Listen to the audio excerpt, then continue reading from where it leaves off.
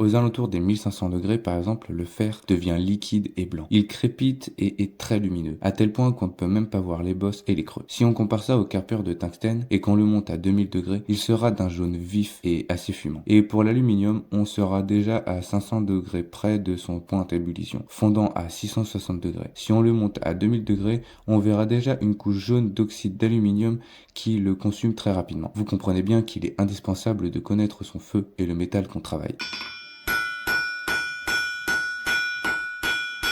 Mais aussi comment taper. Les différentes techniques de martelage sont à apprendre et à exercer, car elles impliquent toutes des contraintes dans le métal qu'on doit appliquer selon où on veut qu'il aille, mais aussi en fonction de certains outils. La procédure et l'ordre sont importants pour limiter à la fois les défauts, mais aussi économiser du temps et donc de l'argent. Car pendant qu'on tape, le feu continue de brûler. Une répartition des tâches est donc fortement recommandée. Tout ce que je viens de citer est du bon sens, et c'est valable pour la plupart des métiers en vérité.